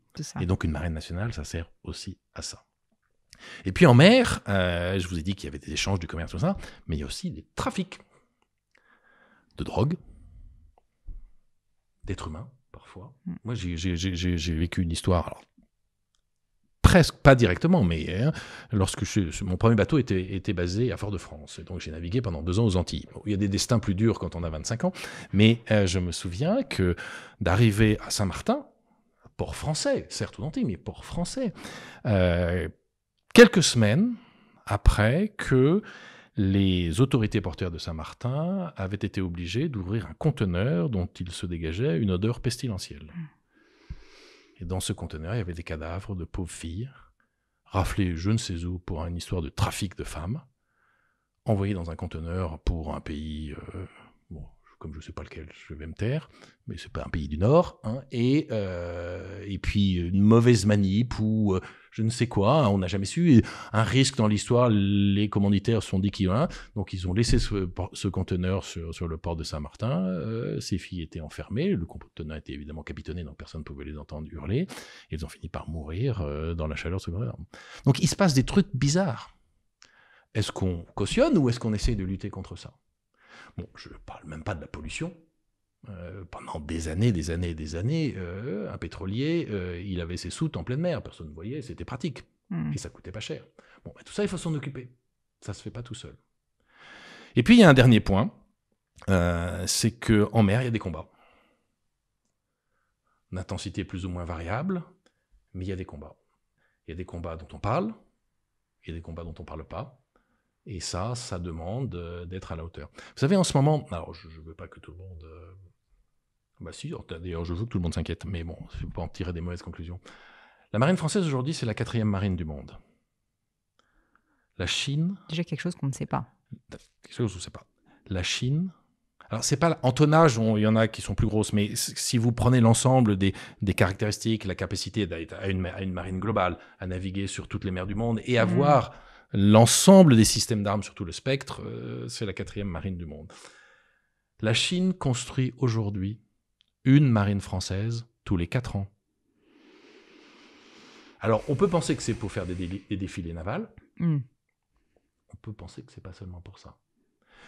Et d'ailleurs, il y a une notion très simple à comprendre. Si vous voulez donner 4 pneus à chaque Chinois pour sa voiture, d'abord, je ne vois pas pourquoi les Chinois n'auraient pas des voitures comme les Occidentaux. Et si vous avez une bagnole, c'est quand même plus pratique d'avoir 4 pneus. Si vous voulez donner 4 pneus à chaque Chinois, il faut 5 planètes Terre. Ça, les Chinois, il y a longtemps qu'ils l'ont compris. Et pourquoi sont-ils en train d'acheter tous les ports du monde? Pourquoi sont-ils en train de coloniser toute l'Afrique? Parce qu'ils ont bien compris que pour avoir 4 pneus pour chacun d'entre eux, il fallait 5 planètes Terre. Donc, il fallait déjà au moins rafler pas mal de celles qui existaient. Naturelles. Bon, tout ça, potentiellement, ça peut provoquer des tas de choses. Soit vous dites, mais non, nous sommes dans un monde de bisounours, tout le monde est gentil et on va laisser faire. Soit vous dites, ben non, ma responsabilité en particulier d'État, démocratique, mais qui réfléchit un peu plus loin que le bout de son nez, c'est de me préparer à affronter ça s'il faut l'affronter. Et puis surtout, avec la bonne conscience que plus on s'y préparera, plus on favorisera l'hypothèse que ça n'arrive pas. Donc, il y a des conflits sur mer, il y en a toujours eu sous l'eau, et ça, on n'en parle pas beaucoup. Je répondrai peut-être un peu plus quand même à vos questions si vous m'en reposez là-dessus. Je veux bien, alors allons-y. Et donc, il faut en tout cas, vous le savez, Loïc, si jamais vous voulez que je coupe certains passages, ça sera possible. Mais je pense, pour des personnes qui, comme moi, sont assez fascinées par ces enjeux sans les connaître, est-ce que vous pourriez nous parler, peut-être pour être concret, de la lutte anti-sous-marine, soit de la lutte anti-sous-marine, soit peut-être de moments de guerre ou de conflit que vous auriez vécu, vous, à titre personnel, sur le bateau d'ailleurs ou à terre, avec ces enjeux, sans rentrer trop dans les détails peut-être, mais avec ces enjeux, et finalement aussi vos émotions et voilà, comment ça se passe concrètement quand on est dans ce genre de situation de conflit réel. D'abord, je suis un marin, donc j'ai exercé mon métier en mer, sur mer et sous les mers, puisque j'ai aussi été sous-marinier. Et donc, une partie des conflits, et en particulier les conflits actuels, qui occupent beaucoup les armées françaises, c'est le cas aujourd'hui au Mali. Ça l'est un peu moins, mais ça l'est encore un peu au Levant, ça l'a été en Afghanistan. Ces conflits ont concerné au premier chef l'armée de terre. Donc ce sont des combats que je n'ai pas directement et personnellement connus. Moi, ma vie, elle s'est déroulée en mer. En revanche, je suis effectivement, pour en revenir plus à mon expérience personnelle, un homme qui a connu la fin de la guerre froide. Et puis il se trouve que j'avais choisi comme spécialité la lutte anti-sous-marine, qui a été, dans la guerre froide, je dirais, le cœur, au cœur de ce qui a pu opposer les Occidentaux et les Soviétiques. On n'en parle pas beaucoup, à mon avis pas assez, parce qu'on peut quand même raconter des choses. Et je vais vous l'illustrer de manière très, très facilement concrète et compréhensible. L'Union soviétique, alors ensuite, quand tout le monde sait dater la fin de l'Union soviétique, c'est plus difficile de dater le passage de l'Union soviétique à quelque chose qui était la Russie, qui aurait été différent, et puis qui redevient pas si différent que ça. Donc là-dessus, le distinguo est plus compliqué. Donc sous l'eau, il a continué à se passer beaucoup de choses. Ça reste encore l'Union soviétique. Mais pour être clair et ne pas déclencher de problématiques diplomatiques aujourd'hui, que les gens disent pas, il y a un amiral qui déclare la guerre à la Russie. En plus, moi, je fais partie de ceux qui pensent qu'on on devrait traiter la Russie autrement. C'est pas parce qu'elle est dirigée par un drôle de pépère qu'il faut s'en éloigner autant qu'on le fait. J'ai un peu plus de mal avec les théories de l'OTAN à ce sujet en ce moment. Vous savez, c'est l'histoire de la Ligue de Délos où, après la victoire de Salamine contre les Perses, la menace perse disparaît en Grèce, mais Athènes, qui a 300 navires, comme la marine américaine a 300 navires, les parallèles sont assez fascinants, continue par la Ligue de Délos à régner sur la Grèce, alors qu'en fait l'ennemi a disparu. Donc aujourd'hui, certains sont très contents de faire de la Russie un gros méchant. Ça permet de justifier ce qu'on appelle l'OTAN et des tas de trucs comme ça. Bon. Mais revenons à la période qui s'appelait l'Union soviétique, la guerre froide. En fait, les soviétiques envoyaient en Atlantique et en Méditerranée des sous-marins nucléaires dont la mission était de pouvoir tirer à tout moment sur nos forces et sur nos villes, on ne sait pas très bien quoi. Vous pensez bien que nous, les Occidentaux, quand je dis les Occidentaux, ce sont principalement les Américains, les Anglais et les Français, on n'avait pas envie de les laisser faire ça. Et donc, on essayait de les contrôler. Il y avait un autre enjeu, et c'est pour ça qu'on parle peu de cette histoire, c'est celui de notre dissuasion nucléaire. Comme j'en dis 2 mots dans mon livre « La liberté du commandement », je peux au moins en dire autant. Un peu plus peut-être même. Il y avait un autre enjeu, c'est celui de notre dissuasion nucléaire, où vous voyez bien que sous l'eau, c'est compliqué. Donc, à partir du moment où vous avez un conflit sous l'eau, quand vous avez, dans la lutte anti-sous-marine, un contact sous-marin, vous n'êtes jamais sûr de ce que vous avez comme contact, parce que d'abord, vous ne le voyez pas. C'est un contact sur une console sonar. Donc, d'abord, est-ce que c'est un sous-marin ou est-ce que c'est une baleine ?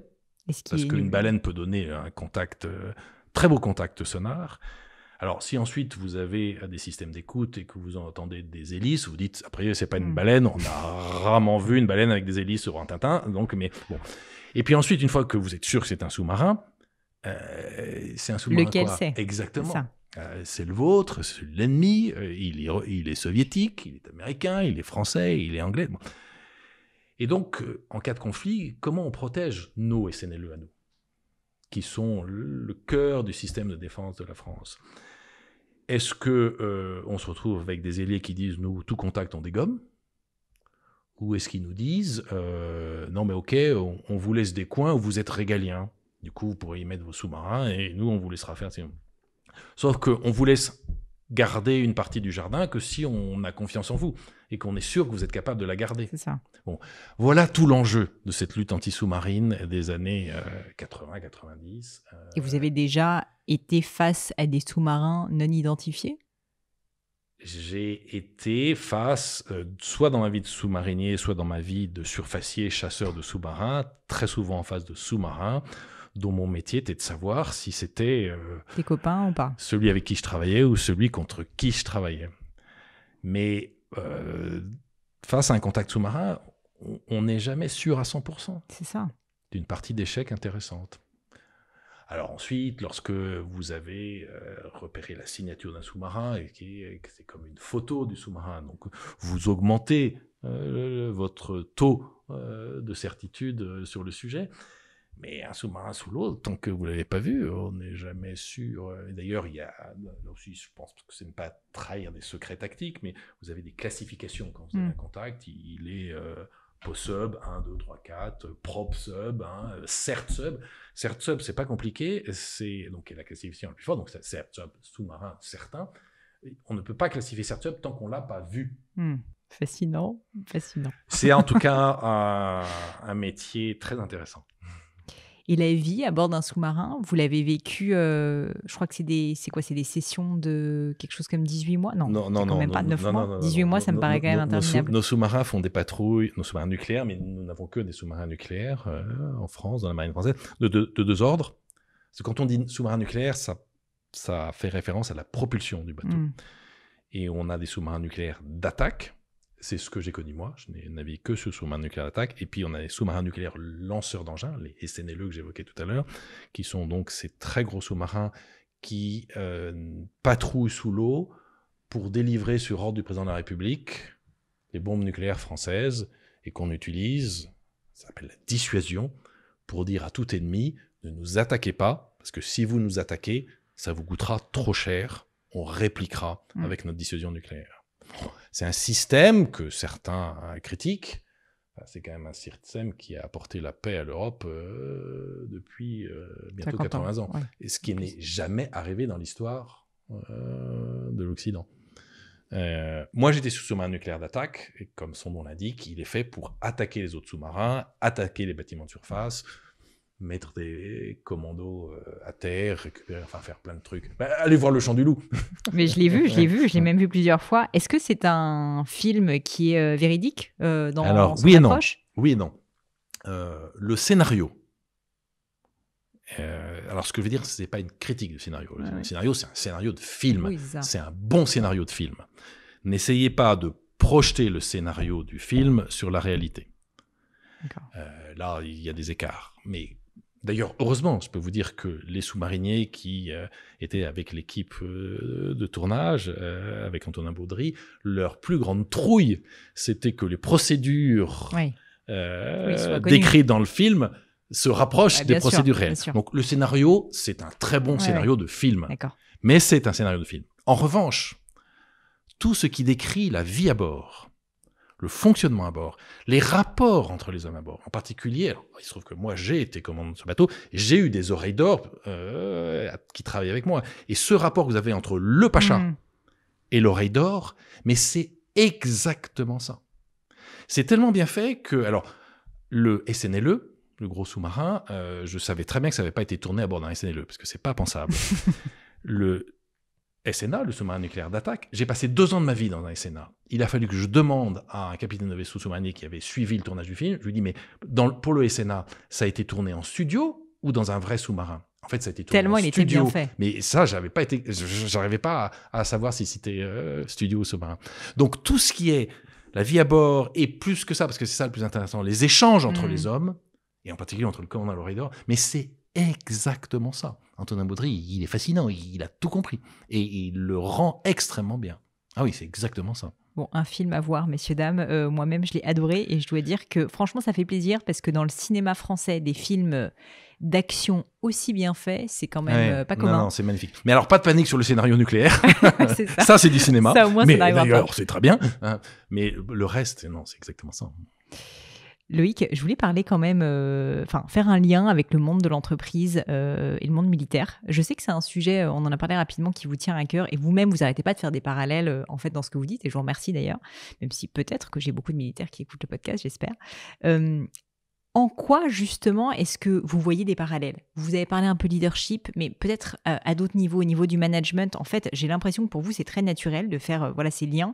Finalement, quels sont-ils, ces liens, si vous voulez ? Qu'est-ce que vous voyez d'éminemment applicable de la vie militaire à la vie d'une entreprise, ou même peut-être, je ne sais pas, une famille ? Ce que j'appelle l'esprit d'équipage, ce qui est le vrai sujet de mon livre que j'évoquais tout à l'heure, La liberté du commandement, il y a un sous-titre, l'esprit d'équipage, le vrai sujet, c'est l'esprit d'équipage. Ce que j'appelle l'esprit d'équipage, et je vais vous décrire rapidement ce que je mets derrière cette expression, pour moi, c'est totalement applicable et totalement nécessaire à la société civile de la même manière que le monde militaire. Alors, qu'est-ce que je mets derrière l'esprit d'équipage ? Qu'on pourrait définir de tas de manières. Et là encore, à un moment donné, il faut faire des choix, il faut trouver des mots. Et quand on choisit des mots, on en laisse d'autres, mais on choisit des mots. Je décris cet esprit d'équipage par 7 associations. Toutes simples. Alors, d'abord, petit préambule, pourquoi des associations ? Là aussi, pour une raison toute simple. C'est que d'abord, que pour moi, le leadership, c'est pas quelque chose d'individuel, c'est éminemment collectif. Toute discussion, tout discours, tout propos, encore pire, toute leçon sur le leadership qui serait structurée par un discours sur les qualités individuelles d'un individu tout seul, mais c'est de la couillonnade. Il n'y a rien de plus collectif que le leadership. Donc déjà, on ne peut pas enfermer le leadership par des mots seuls. Et deuxième chose, ce qu'on appelle des qualités, pour le commandement, le management, appelez ça comme vous voulez, quand c'est une qualité, une notion qui est prise tout seul, c'est rarement une qualité tout seul. Je vais vous donner 2 exemples tout simples. Je suis sûr que ceux-ci, face à une assistance, disaient « Est-ce que vous pensez que le charisme, c'est une qualité pour un chef ?» Je suis sûr que tout le monde dirait « Ah bah ouais ». Moi, je lui dis « Non, c'est complètement couillon. » Parce que si c'est un crétin et un salopard, son charisme, c'est sûrement pas une qualité. Bien au contraire. c'est une circonstance aggravante et ça va devenir un gros défaut.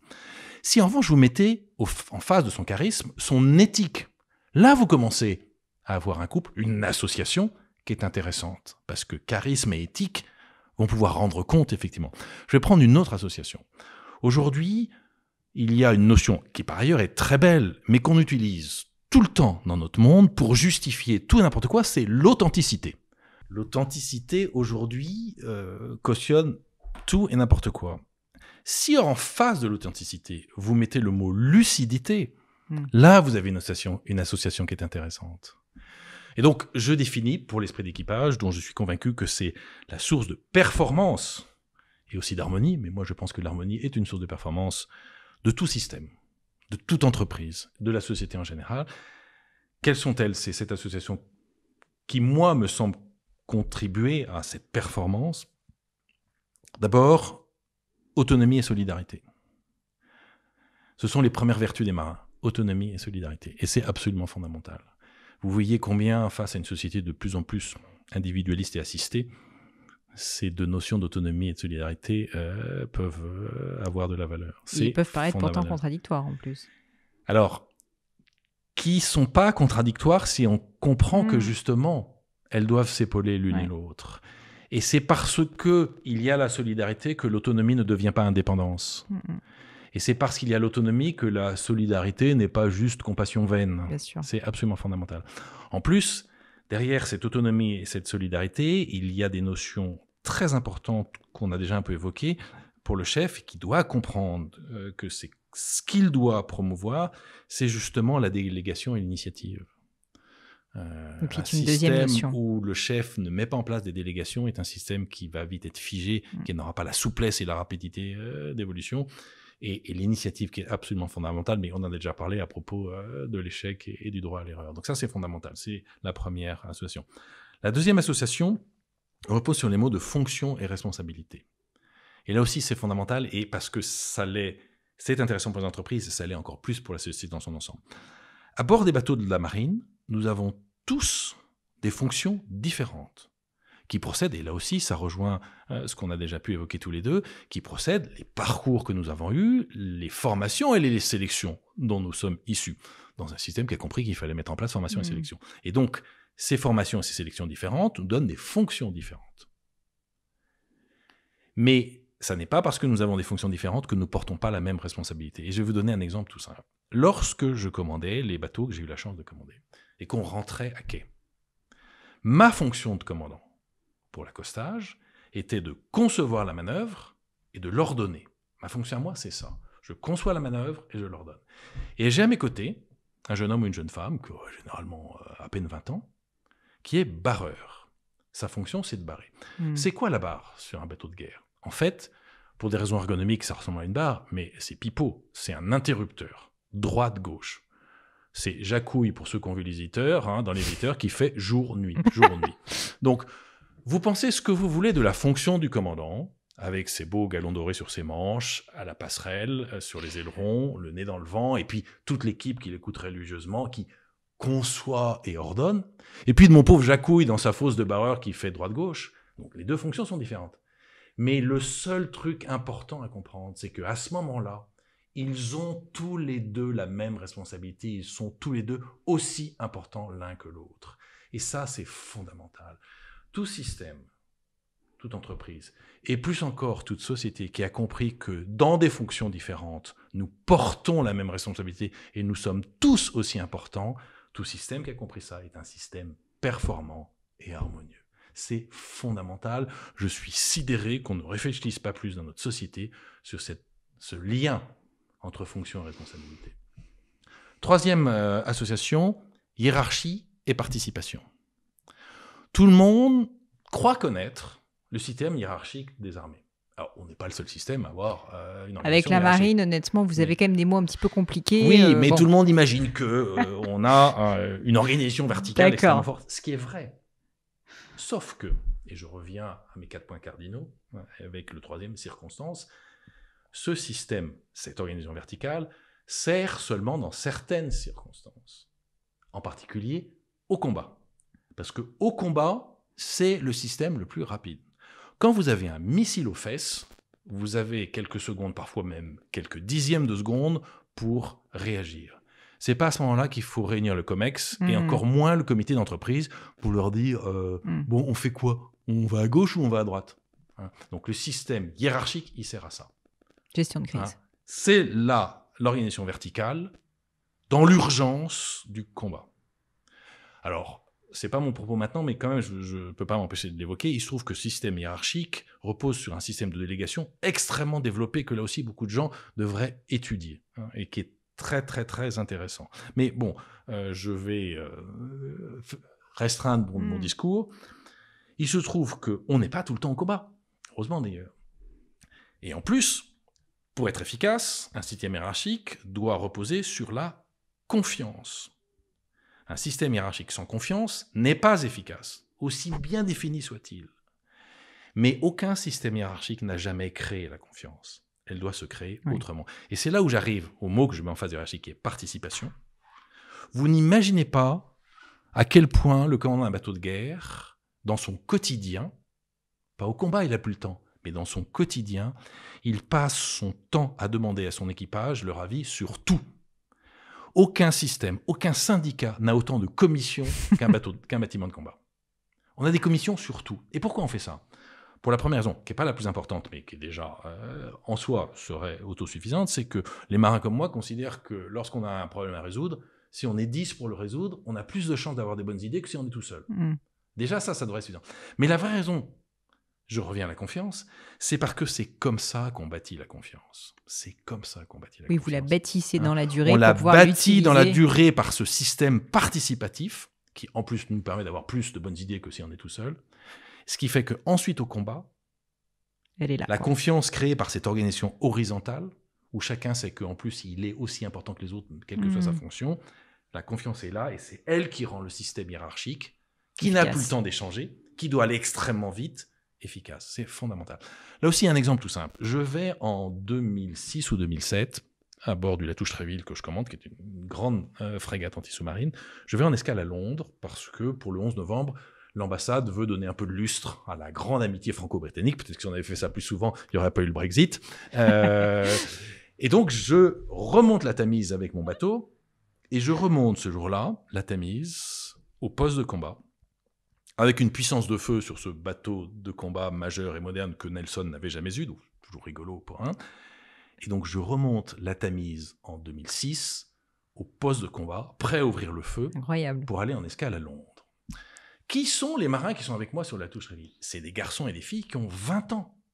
À quoi ça pense un garçon de 20 ans qui va en escale à Londres? Ça pense au pub, où le soir, il va aller draguer des louloutes, boire des bières et faire la fête. Peut-être que quelques filles pensent à la tête galerie, au Turner qu'elles y verront, mais je vous jure qu'en gros, les mecs, ils pensent à leurs binous et au pub.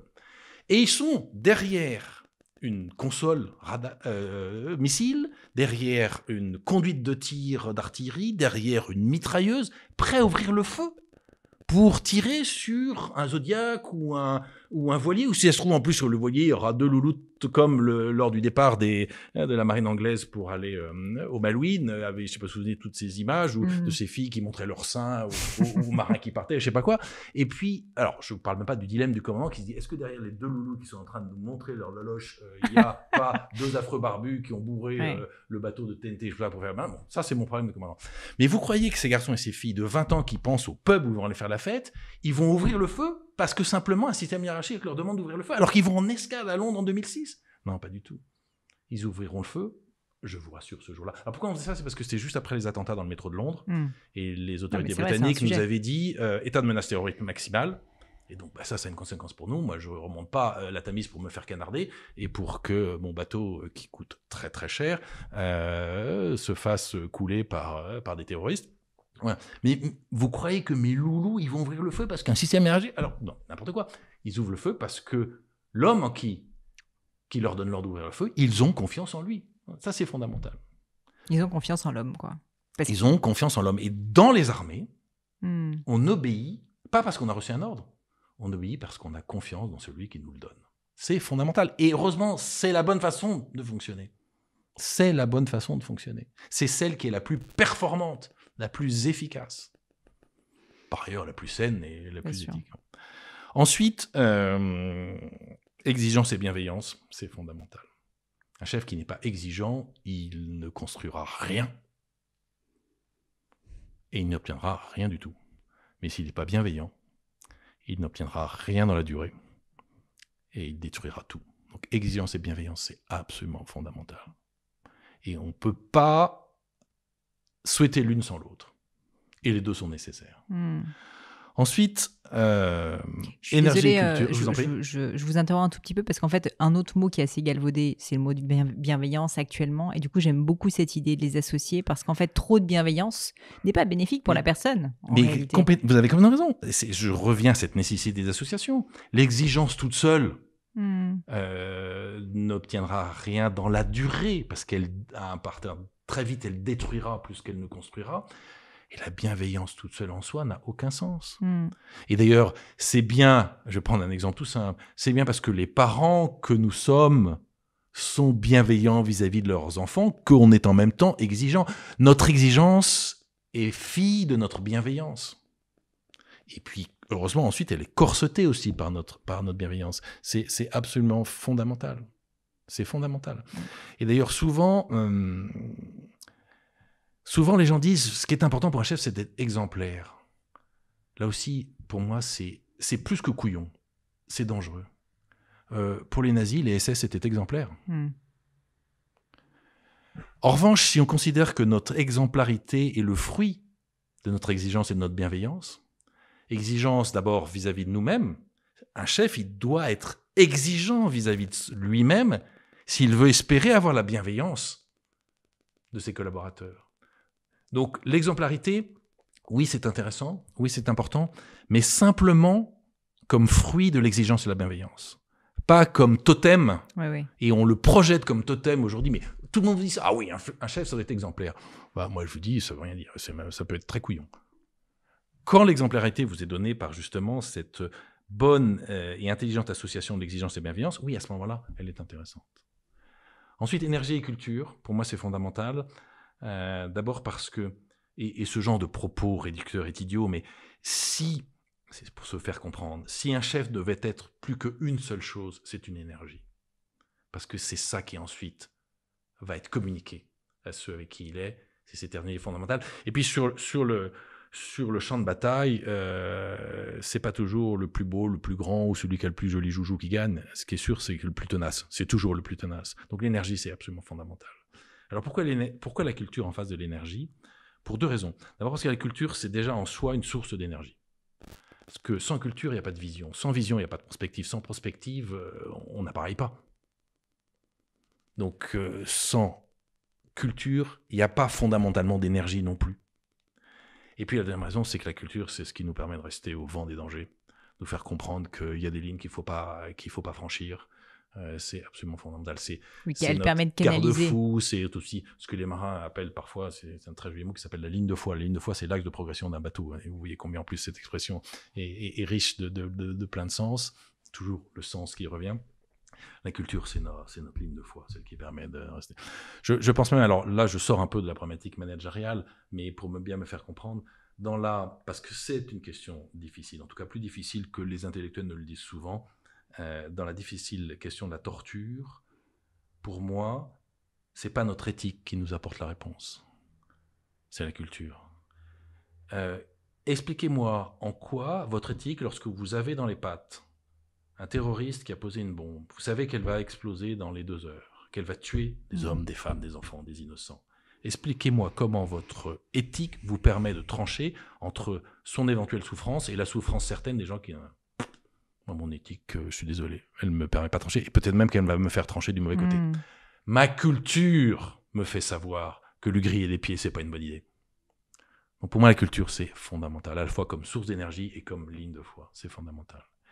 Intelligence et courage, c'est absolument nécessaire. D'ailleurs, la soi-disant intelligentsia française, alors pas les intellectuels, mais ceux issus des grandes écoles devraient réfléchir à ça. Il manque souvent de courage. Parce que ceux que souvent on appelle les technocrates, ils sont intelligents, mais ils manquent de courage. Or, ce qui est intéressant chez un chef, c'est pas son intelligence ou son courage, c'est la cohérence entre son intelligence et son courage. Parce que s'il est très intelligent, il va sans cesse voir toutes les embûches qu'il y a sur sa route.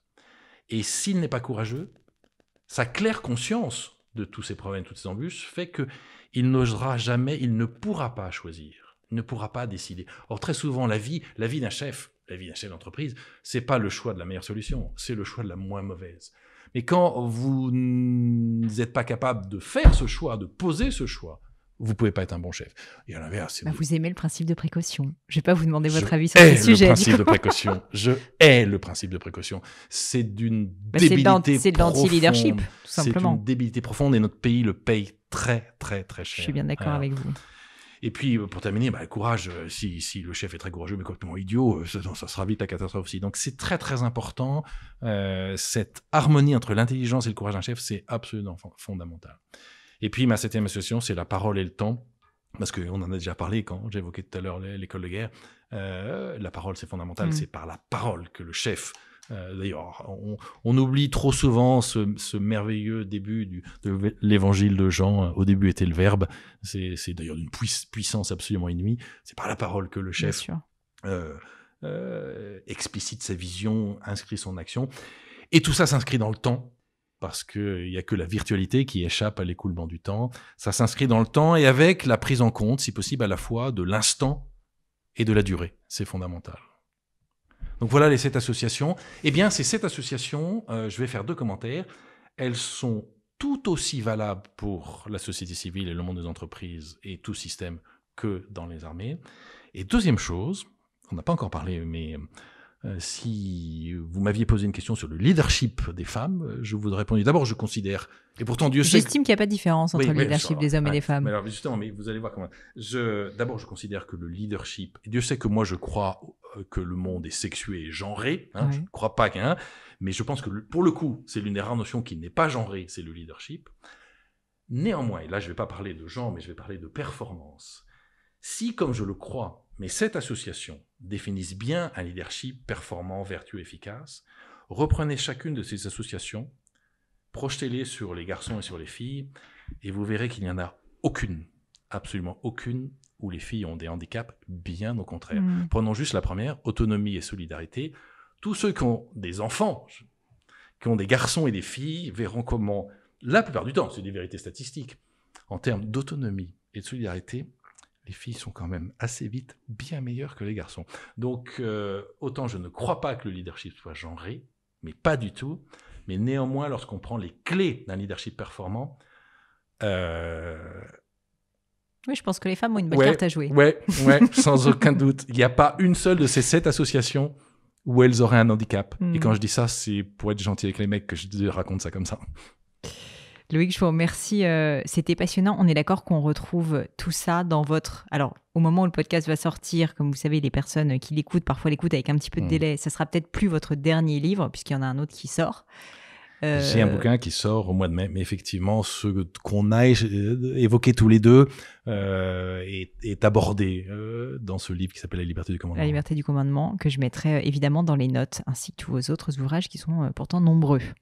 Pas très nombreux, mais ce livre qui va sortir en mai, qui s'appelle donc La Houle, s'en allait au levant, sera mon 7e livre. Eh bien, félicitations.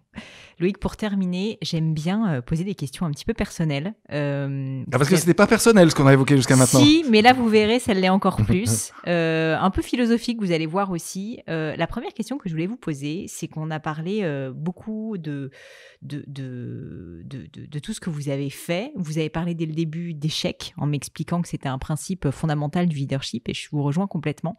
Je voulais savoir, vous, Loïc Finaz, est-ce que vous avez déjà vécu un grand échec, peut-être votre plus bel échec, un échec dont vous pourriez me parler, et surtout ce que vous en avez retiré comme enseignement pour vous, dans votre carrière, dans votre vie personnelle? Je vous ai effectivement dit ce que je pensais des échecs et que je considérais qu'il ne fallait pas en avoir peur, que c'était un processus au contraire qui pouvait être très intéressant à partir du moment où il ne détruisait pas les individus. Et d'ailleurs, vous aviez vous-même évoqué ce que pouvait dire cet échec à la guerre, donc vous aviez complètement raison. Je crois que, compte tenu de ce que je viens de dire, parce que ce que je vais dire là ne veut pas dire que je considère que je n'ai pas eu d'échec ou que j'ai rien raté, pas vrai, bien au contraire, mais je crois que mes plus grands échecs, c'est tout ce que je n'ai pas fait. Tout ce que je n'ai pas fait. et que j'aurais dû faire, que j'aurais pu faire, que j'aurais aimé faire. En fait, je pense que mes plus grands échecs, ils sont là. Il y a tellement de choses qu'on devrait faire, il y a tellement de choses que l'homme de commandement aurait aimé mieux faire, il y a tellement de choses que le mari d'une femme que j'aime aurait aimé mieux faire vis-à-vis d'elle, il y a tellement de choses que le père que je suis aurait aimé faire vis-à-vis de ses enfants, il y a tellement de choses que j'aurais pu écrire, que j'aurais pu lancer dans mon quotidien, et dans beaucoup de petites choses, ou aussi dans des choses plus importantes. Non, mon plus grand échec, il est dans tout ce que je n'ai pas fait. Vous avez une mission et une vie très très remplie qui encore, je suis sûre, sera très longue et encore remplie de bien des choses. Donc, mais vous avez raison, je crois à la rédemption. Il me reste un peu de temps. Voilà. Mais non, oui, non, mes plus grands échecs, c'est tout ce que je n'ai pas fait. Ouais. Alors ça tombe très bien Loïc, parce que la deuxième question que j'aime bien poser, et donc là je suis en train de vous corneriser, c'est s'il y avait quelque chose à refaire, qu'est-ce que vous referiez différemment? Ça peut être, dans votre cas, quelque chose que vous n'avez pas fait et que vous aimeriez faire. Alors, que j'aimerais faire, il y a encore plein de choses. Là, je viens de faire l'aveu, il y a tous mes échecs. Mais quelque chose... Moi, j'ai fait une réponse très, très, très personnelle et intime. Alors, si j'avais une seule chose à revivre dans ma vie, et là encore, c'est pas parce que je considère que j'ai tout bien fait, pas du tout, mais une seule chose, on me disait, OK, il y a un truc que tu peux refaire, je crois que ce serait la gestion par mois de ce bouleversement qui a été dans ma vie, l'arrivée de la femme que j'aimais, dont j'ai tout de suite compris qu'elle serait la femme de ma vie. Mais comme bêtement, je me sentais pas prêt, j'ai vraiment pas été bon au début. Je crois que c'est le seul truc que j'aimerais refaire, parce que c'est le seul truc où j'ai des vrais regrets. Bon, visiblement, elle m'en a pas voulu, donc j'ai de la chance. Mais je vous avais dit que j'avais beaucoup de chance. Mais là, vraiment, j'ai pas été très bon. C'était un tel bouleversement pour moi. J'ai tellement senti que c'était la femme de ma vie. Mais bêtement, je croyais que j'étais pas prêt. Et j'ai pas été bon au début. J'ai vraiment pas été bon. Donc, conseil pour nos auditeurs, si jamais c'est la bonne ou le bon, il faut pas trop attendre. C'est une réponse très intime, mais je crois que j'ai jamais fait cette réponse à quiconque, hein, comme quoi. Bah, ça fait plus d'une heure que je vous titille. Faites attention, si vous venez parler avec Pauline Léniaud, c'est très, très, très dangereux. Passons à un autre sujet, une maxime, des mots qui vous touchent, une citation qui vous tient à cœur, voilà, un peu un phare dans la tempête, quelque chose qui vous plaît et que vous pourriez partager avec nous. Je vais revenir à ce que j'ai dit tout à l'heure pour en cohérence et peut-être en conclusion de notre discours sur le management. Je crois profondément que être chef, c'est avoir compris qu'il y a 4 points cardinaux que sont la mission, le sens, les circonstances et les hommes. Ça me paraît fondamental. 2 dernières questions. Est-ce qu'il y a une croyance que vous avez, quelque chose en quoi vous croyez, qui est fondamentalement controversé? Alors, une croyance à laquelle je crois profondément aujourd'hui, c'est ma foi chrétienne, bien sûr. Ça, c'est fondamental. Là-dessus, je ne me pose pas de doute. Ce qui ne veut pas dire que je n'ai pas... D'ailleurs, c'est toute la problématique. Et d'ailleurs, la beauté de la foi. Hein. La foi, ce n'est pas un bloc de béton, hein, loin de là. Et d'ailleurs, si ça l'était, ce ne serait plus la foi. Et on ne serait plus dans cette liberté. Cette croyance aujourd'hui, en tout cas dans ses conséquences, nous sommes dans une époque qui effectivement la rend très controversée, oui, ouais. Absolument. Très souvent d'ailleurs par incompréhension, mais ça c'est un vrai questionnement pour les chrétiens, en tout cas ceux qui comme moi essayent d'être chrétiens, et donc probablement il faut que l'on explique mieux. Il faut qu'on soit des témoins plus vivants, plus beaux et plus lumineux, ça c'est sûr aussi. Mais il y a certainement, peut-être parce que nous dérangeons, ça crée un certain nombre de controverses qui sont difficilement compréhensibles pour les chrétiens, et je crois qu'il faut qu'à la fois les chrétiens et ceux qui ne le sont pas n'oublient pas néanmoins. Alors voilà, je vais vous donner une autre maxime que je trouve absolument merveilleuse et que tout chrétien devrait se répéter tous les matins en se levant. Et tous ceux qui ne le sont pas devraient la lire aussi. C'est la phrase introductive de Vatican II, qui pour moi est un temps exceptionnel de la vie de l'Église, et qui dit que l'Église préférera toujours les remèdes de la miséricorde aux armes de la sévérité. Je crois que tout chrétien devrait se lever en se disant cela, et du coup en étant extrêmement clairvoyant dans ses credos, dans sa vision du monde, mais en n'oubliant jamais que ces credos et cette vision du monde sont sans cesse enrobés par les remèdes de la miséricorde. Mais on revient à ce qu'on évoquait tout à l'heure, d'une manière, exigence et bienveillance. Bien sûr. Il y a d'ailleurs un très beau livre, et ça me fait une transition vers ma dernière question sur les livres. Je ne sais pas si vous l'avez lu, mais je vous le recommande, sur la foi et sur ses mystères, d'Éric Emmanuel Schmitt, qui s'appelle La Nuit de feu. C'est un très beau livre, justement, où il parle de du moment où il a eu la foi. Je n'ai pas lu celui-là. Et je vous le recommande. Il est absolument merveilleux. Et en plus, je crois que je vais bientôt avoir la chance d'avoir Éric Emmanuel sur le podcast. Donc, voilà, c'était mot compte double. Et du coup, ma dernière question, Loïc, est-ce qu'il y a un livre ou des livres, je sais que vous êtes un grand lecteur, qui vous ont particulièrement marqué, que vous pourriez nous recommander comme des livres vraiment à lire pour un public exigeant mais bienveillant? Alors, pour reboucler avec un peu toute notre conversation, qui s'était ouverte assez vite sur ma dernière responsabilité dans les armées, qui était celle que j'avais à l'école de guerre, je vais vous proposer les 3 livres que, en début de chaque année, j'avais supprimé la liste de lecture à l'école de guerre, parce que d'abord, je trouve que l'école de guerre, ce sont des officiers brillantissimes, sursélectionnés. Ils ont 38 ans de moyenne d'âge. Si à 38 ans, il faut continuer à donner des conseils de lecture et une liste de lecture à des garçons et des filles comme eux, je trouve que c'est un peu déprimant. Et en plus, une liste de lecture, c'est vite périmé et plus à jour, donc c'est idiot. En revanche, je leur disais toujours que pour moi, je souhaitais que pendant cette année, ils lisent au moins 3 livres. Le premier, c'est L'usage du monde de Nicolas Bouvier. Le deuxième, c'est Guerre et paix de Tolstoï. Et le troisième, qui est probablement le plus beau roman que j'ai jamais lu, je dis pas le plus beau livre, parce que comme j'aime beaucoup la poésie, mais le plus beau roman là, Les enfants Jérômines de Ernst Wiechert. Et donc, lisez Bouvier pour comprendre le monde, l'usage du monde. Lisez Tolstoï pour comprendre la guerre, si vous vous intéressez au sujet. Et lisez Wiechert, Les enfants Jérômines, pour comprendre l'humanité. Les enfants Jérômines, c'est le plus beau roman que j'ai jamais lu. Mais écoutez, vous me faites découvrir quelque chose. Je suis très content de faire découvrir un bon bouquin à une normalienne. Voilà, vous voyez. Loïc, merci 1000 fois, c'était passionnant. J'ai déjà envie de vous réinviter dans quelques semaines parce qu'il y a plein de sujets qu'on n'a pas évoqués. Mais vraiment, merci pour tous ces partages. Écoutez, avec grand plaisir, parce que moi aussi, j'ai passé un très bon moment. J'ai pas envie de dire que vous avez été authentique, mais ça se sent quand même un petit peu. Oui, mais lucide. Mais lucide, tout à fait. Enfin, j'espère. En tout cas, si on veut vous retrouver, donc je vais mettre évidemment tous les liens vers les livres que vous avez écrits dans les notes de l'épisode. Au-delà de ça, si on veut éventuellement vous solliciter, je sais pas, mais en tout cas vous dire bonjour, vous saluer, est-ce qu'on peut le faire sur un réseau social peut-être? Je suis sur LinkedIn. Sur LinkedIn, donc on peut très bien. Sur LinkedIn. On peut échanger avec moi, d'ailleurs si vous le souhaitez vous aussi, par ma maison d'édition. Ouais. Je peux vous laisser les coordonnées de Lucie Fournier, qui est en plus une jeune femme absolument adorable. Très bien. En tout cas, du coup, on vous retrouve sur LinkedIn si on veut vous contacter. Et puis, on découvre, on dévore vos livres. Je fais une conférence, parce que je suis en train de lancer, je cofonde, parce qu'on est 3, et je vais co-diriger une chaire à l'ESSEC qui s'appellera Géopolitique, défense et leadership. Et je fais une conférence un peu non pas de lancement, parce que c'est pas l'événement de lancement, mais c'est une conférence un peu pour commencer à parler de cette chaire, le 1er mars à 17h sur le web. Et ça sera dûment relayé. Merci Loïc. Mais c'est moi qui vous remercie.